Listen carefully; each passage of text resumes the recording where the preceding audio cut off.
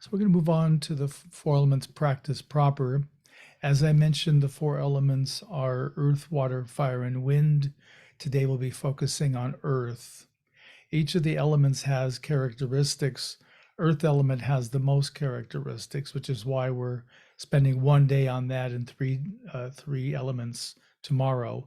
The other elements have two characteristics each, as I recall. So it'll be about the same amount of material we'll practice with.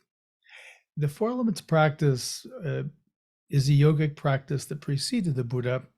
And the reason that I think the Buddha practiced this and also taught it as part of the traditional Theravada presentation is that it really helps us identify and disconnect from our body as identity or our body as me. We begin to see, interestingly, by, for example, taking the first characteristic of earth element hardness, by seeing the bone, seeing the teeth, the nails, intuitively, quite intimately, by becoming more identified with it, it lets us let go of that in some fashion as identity.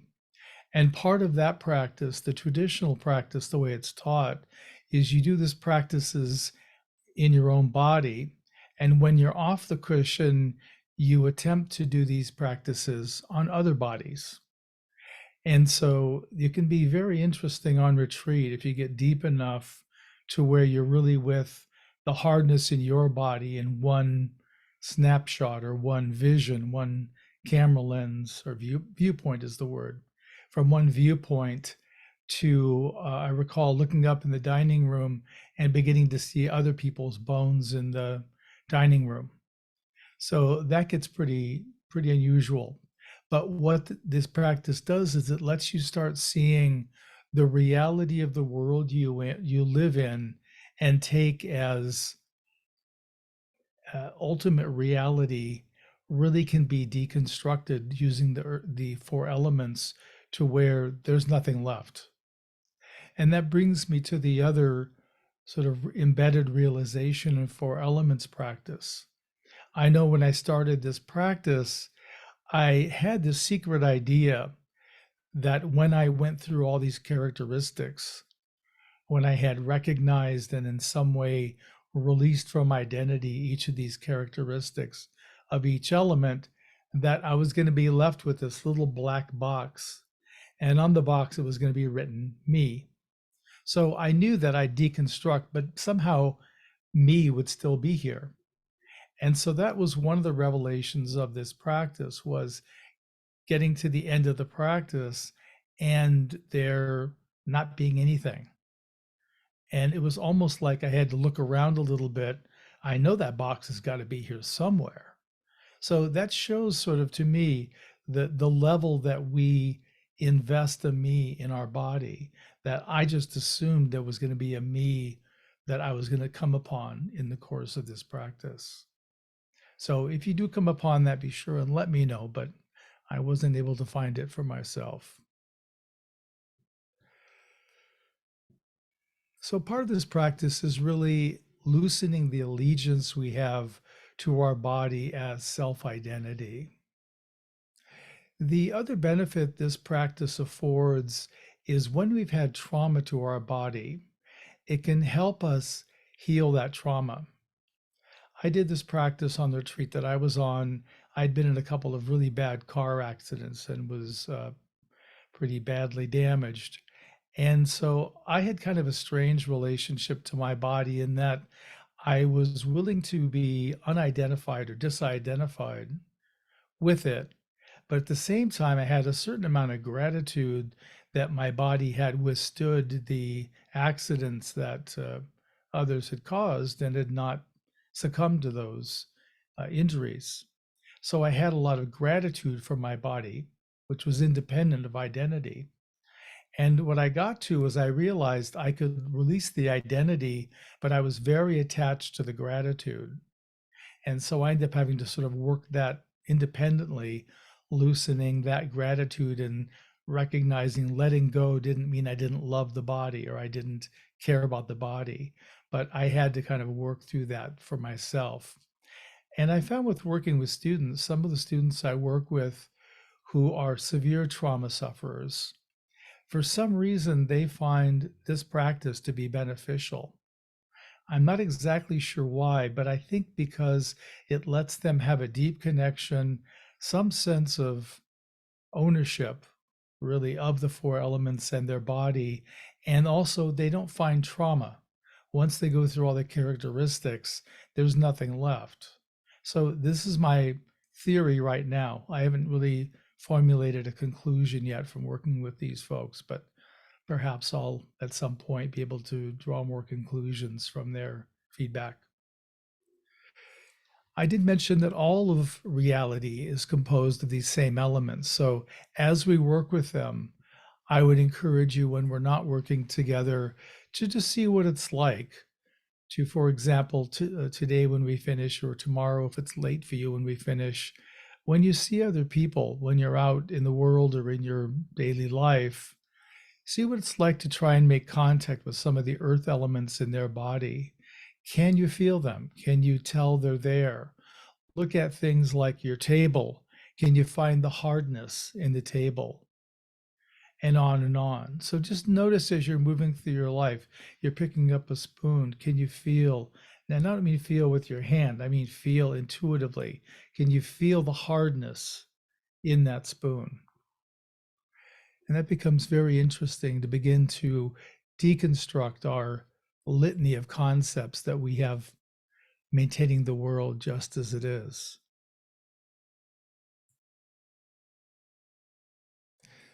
So I'm going to go through all the characteristics now uh, of all the four elements so you can know up front what we're going to be working with.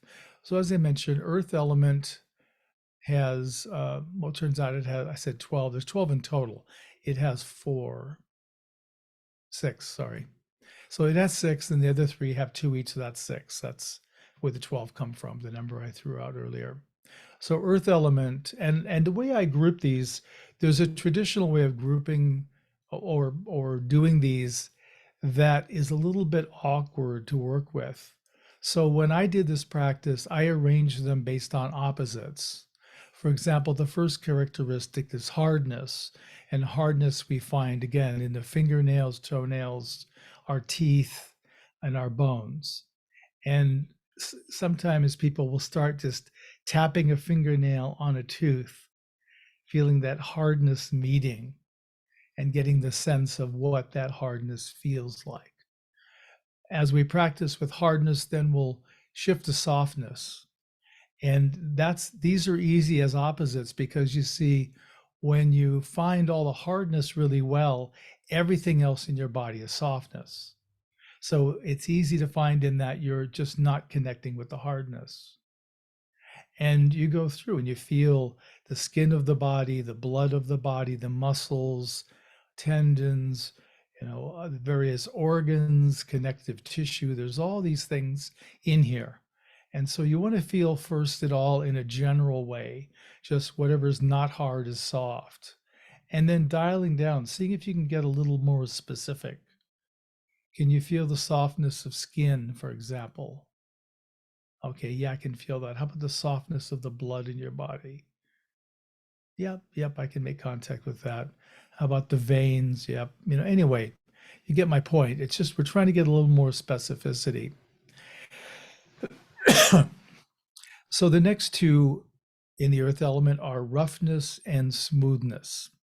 Roughness is often directs us to the heel of our foot.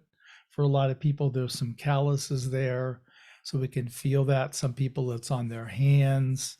So just finding a little bit of roughness on the outside of your body, and then we'll work with that, and then we'll switch to smoothness. And again, whatever's rough is smooth. So even things like the blood vessel is smooth, our organs are smooth, all these different parts of our body, we can be with smoothness.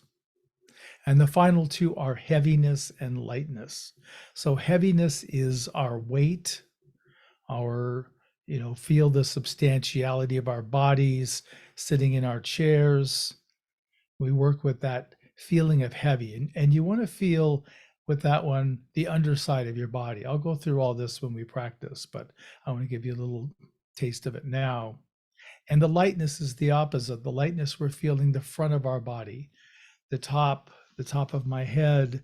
So we're feeling that lightness, even the hairs on our arms. So feeling that side of it was almost the floaty side of it.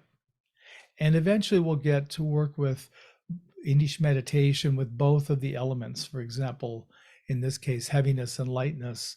And we'll try to feel, we'll alternate between the two.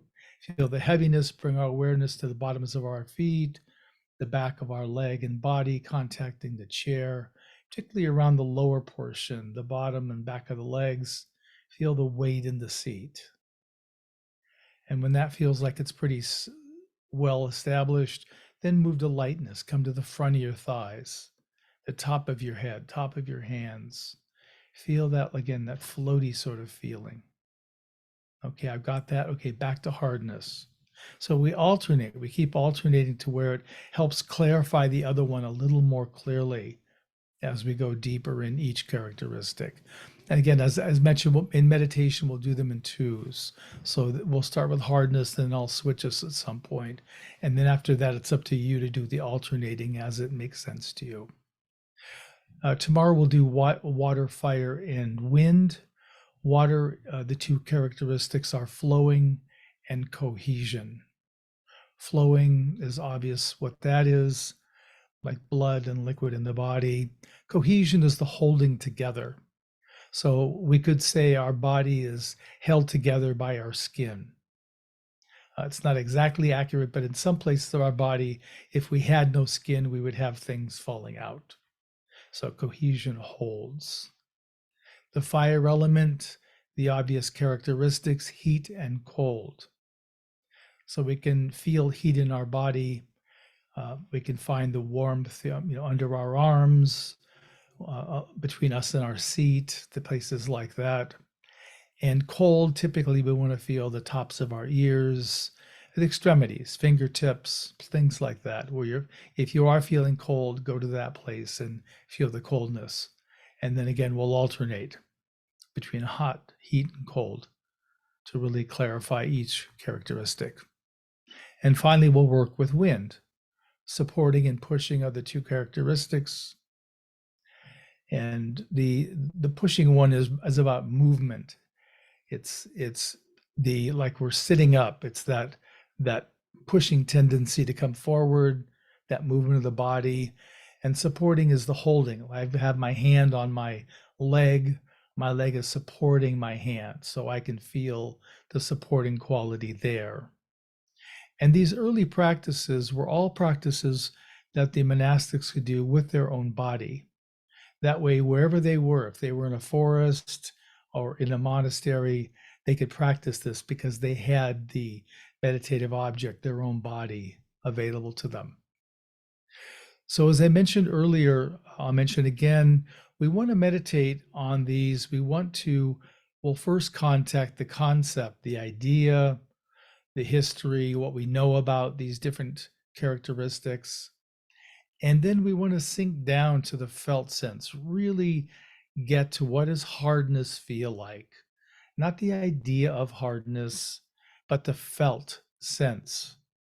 When I touch hardness, when I click my nail on my teeth, what is that? How does it feel? Not the sound, but what does hardness feel like? And so you want to really get into the felt sense of it. One of the ways that I talked about it to myself when I was doing this practice was that I wanted to feel the characteristic in my marrow. Like I wanted to feel it on such a deep level that yes, I know what hardness feels like. I know what the contact is. I know what it's like non-conceptually. And I even have it now after doing this practice. It's been 20 years since I did it on retreat level. I still will be in the world sometimes, have something happen and be like, and feel something and say, oh, that's hardness. I'm stepping on something. So it really can get into your awareness in a way that you can reference it. Again, I'm going to throw one last thing in before we'll meditate, but these practices also, I mentioned, have an practical application. As we're meditating, and if we have pain or difficulty, we can go to different characteristics once we learn them and apply them. If I have a back spasm or a tightness in my back, I can bring awareness to that and I can introduce softness, smoothness. So already I feel it relaxing a little bit. And then I want to bring in heat, a little warmth to let it relax further. And then I'm going to bring in flow. So it starts flowing, it opens up, and that tension that I had now is relaxing to about 10% of what it was. I mean, I made it happen, so that was easy, but you get my point. It becomes something you can use in your meditation to help support your body if your body is having some difficulty.